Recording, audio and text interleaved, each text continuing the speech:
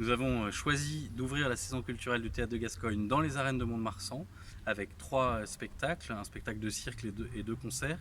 Et nous avons choisi ce lieu en raison du contexte sanitaire puisque les arènes présentent une jauge très large qui nous permettait de garantir les mesures barrières et d'accueillir un maximum de public. À l'époque où le choix a été fait pour planifier la venue des artistes, nous n'avions pas toutes les certitudes que nous avons désormais. Nous savons actuellement que nous pouvons remplir la totalité de la jauge avec le port du masque obligatoire, mais en avril, mai, juin, lorsque nous avons finalisé la nouvelle saison culturelle, nous ne le savions pas.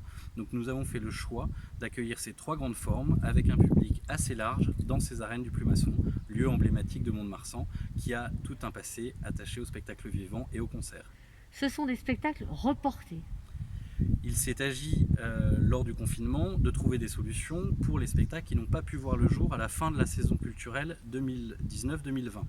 La solution la plus simple était de les reporter. C'est ce que nous avons fait puisque ces 3 spectacles étaient initialement prévus à la fin de l'année précédente, de la saison précédente, et nous ouvrirons la nouvelle avec des reports.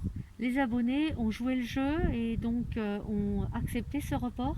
Absolument, la majorité de ceux qui avaient pris des billets ont fait le choix de les garder pour venir à la rencontre des artistes un peu plus tard dans la saison. Certains ont demandé le remboursement et d'autres ont fait le choix d'offrir leur place pour soutenir l'élan de solidarité qui s'est mis en place en faveur des intermittents. Le Covid, le théâtre de Gascogne s'en sort comment par rapport à cet épisode?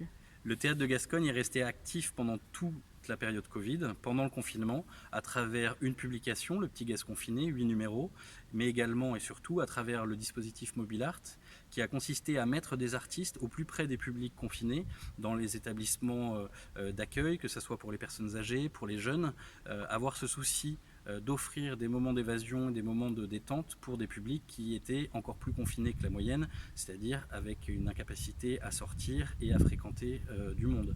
Voilà, ça a été le souci du théâtre de Gascogne, ça s'est élargi en direction des publics scolaires à la fin de l'année lorsque les écoles ont pu reprendre, mais également aux communes de l'agglomération et à différentes structures du territoire, puisque c'est plus de 200 interventions entre le mois d'avril et le mois d'août qui ont été possibles en direction d'une quarantaine de structures, et ça a permis également de faire travailler des artistes puisqu'il y a plus de 40 artistes qui ont pu participer à ce dispositif.